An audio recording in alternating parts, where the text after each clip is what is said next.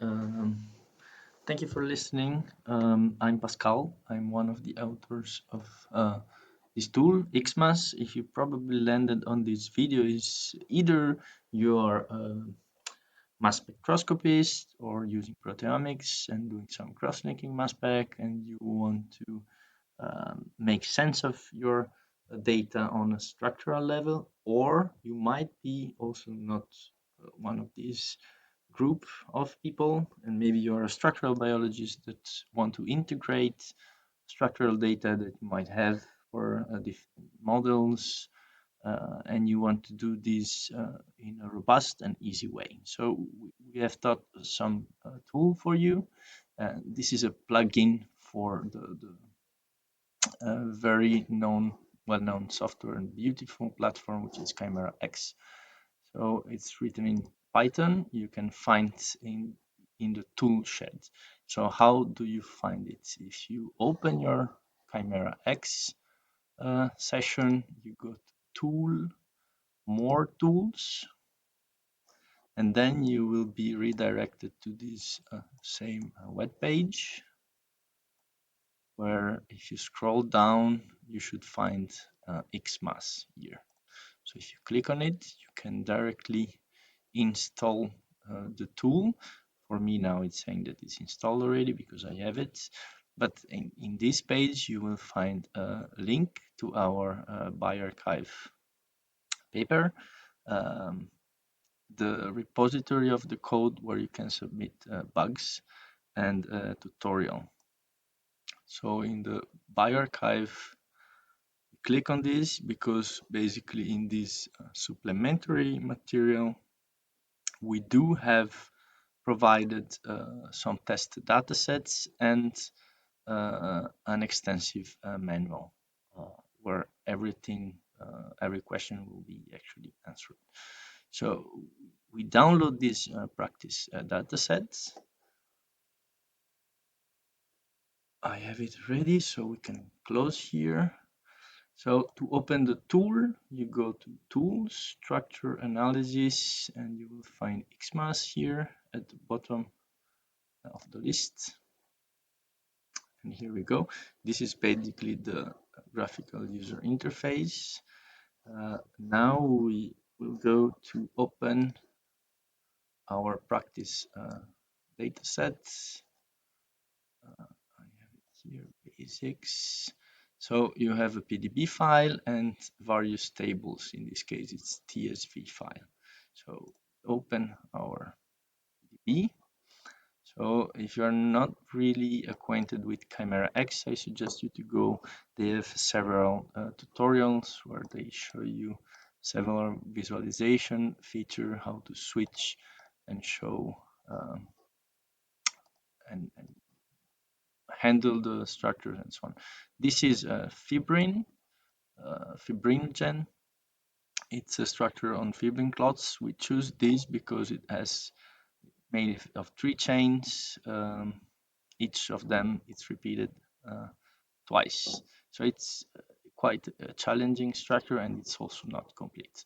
So one of the things you can know, so basically if you click on the description, now in this case we have no description, you can see the sequence. So one of the first things you can notice is that here we have this sequence amino acid. This is important because this we use to map actually the crosslinks.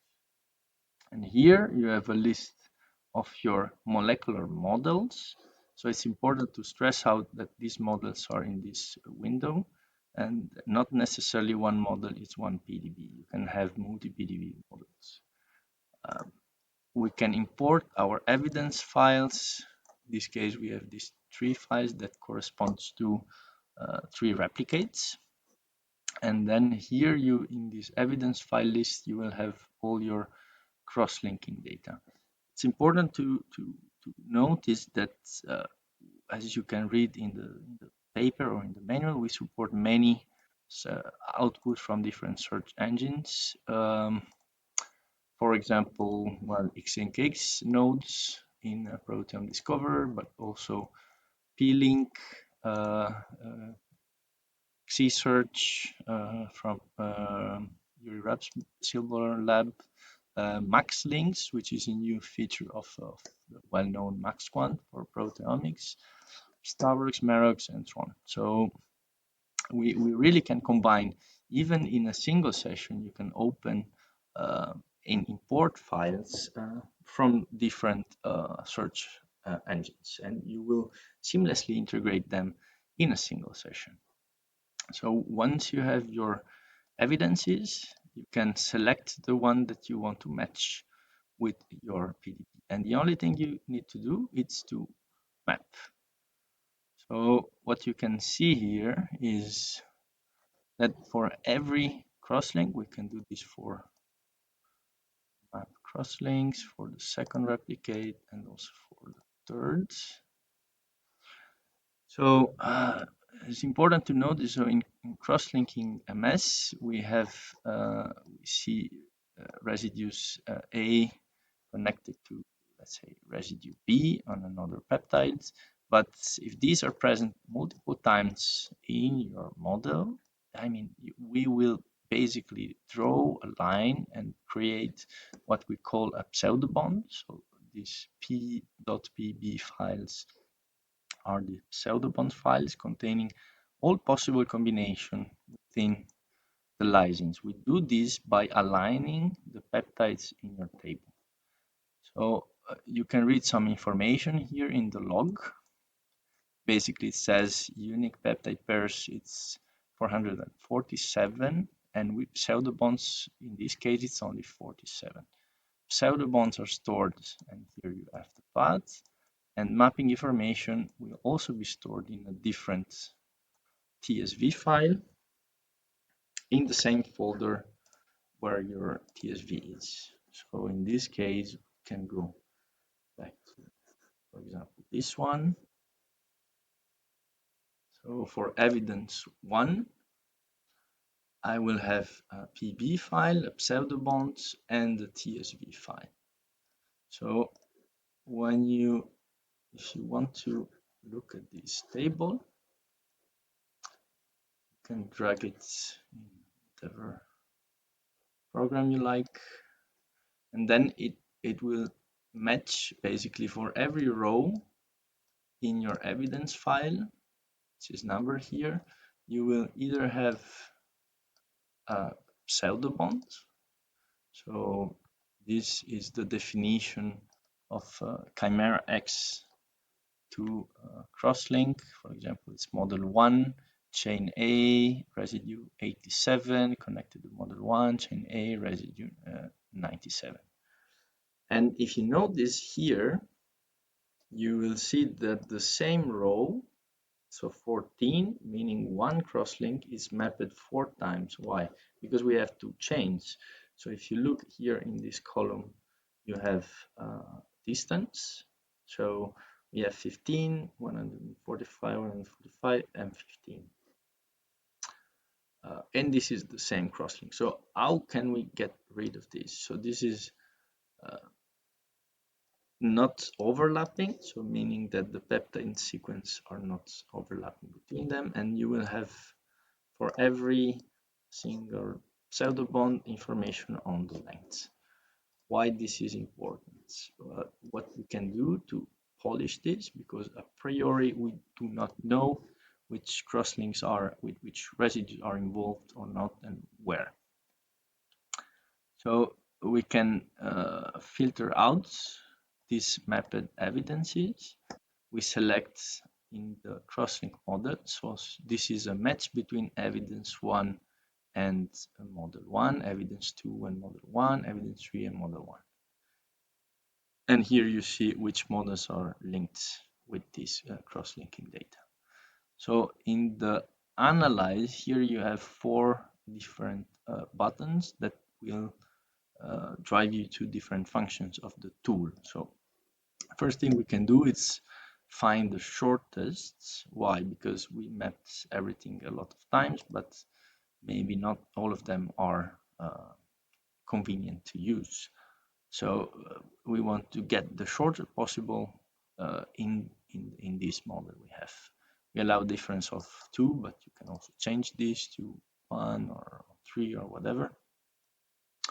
When you click OK, it will generate another set of pseudobond files, this time with the shortest combination. We still see that we have quite some long ones. And we can see this visually, but we can also plot the distances of these to have a numerical value. So this is a box and plot of the 3 replicates. You can play around with the layout of and you can also save it as a PNG or SVG or whatever. And another thing we can check is the overlap. So it will create just a Venn diagram showing you the reproducibility in this case, but you could also check, for example, different conditions or different crosslinkers or different search engines with the same raw file. It's really flexible and you can do many things.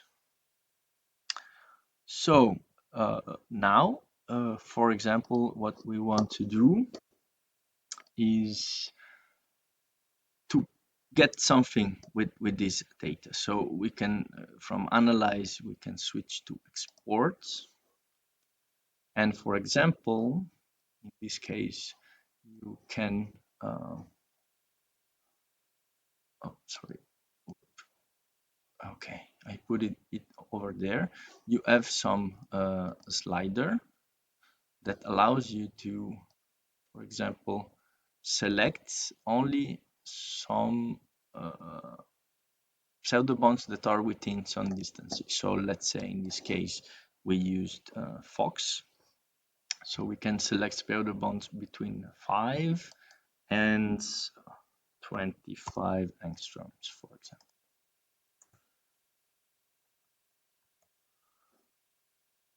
So only those.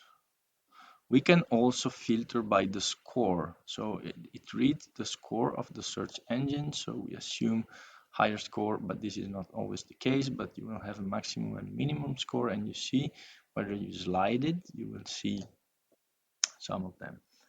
So what we can do is we can export subsets, for example, checking the reproducibility. In this case, for example, I want at least present in 3 out of 3 pseudobond models. And I want to either export intralinks, so crosslinks within the same chain, or chain interlinks, or you can also opt for model interlinks. But in this case, this is not the case because we only have one model, and this is the basic video. You will see more advanced functionality in the next one. Let's say we want to export, we are happy with this selection, we export the subsets, we can make a different name, it will drive it send to the same folder, 3 rep pseudobond, let's say save it like this, and then it will automatically also get you a new model. So all the models, pseudobond models, will be listed here. So here you can hide and show them. And for example, in this 3 rep, we can see that if we analyze now, plot the distances, they are pretty decent. So if we filter for reproducibility, we might get pretty decent result, and they are within the distance that we selected before. Rather than that, what you can do is to play around with the visualization. So if you open this visualize, you can, for example, we can zoom in here, we can color by distance, so we generate a gradient. For example, here we visualize the same one. Here we go.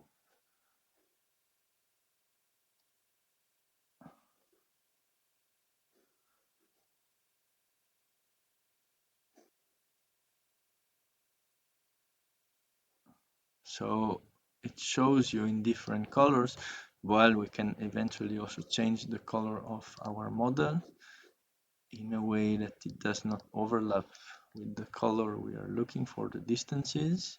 So, and you have a color scale here and on the bottom right corner. And you can also use the distance as a cutoff. So for example, I want to make a cutoff at 30 angstroms. So this will color in yellow the one below the given cutoff, or in red the one above. So this allows you to quickly inspect your results. And you can also change the dashes and the radius for the one that match the cutoff. For example, we want thinner lines, and here we go.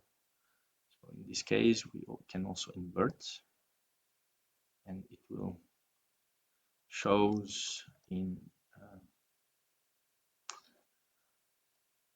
cutoff. We can make it 0.1, 0.5, so it shows thinner lines for the one exceeding the distance we set, and thicker lines for the ones we are actually more confident about. That's it. So if you save this session with the name basics, for example, it will retain all this information about the pseudobond. So the next time you open the session, you will reopen the same visualization. You will have the same linked models here. And I think for the basic video, that's it. Thank you for listening, and see you in the next one.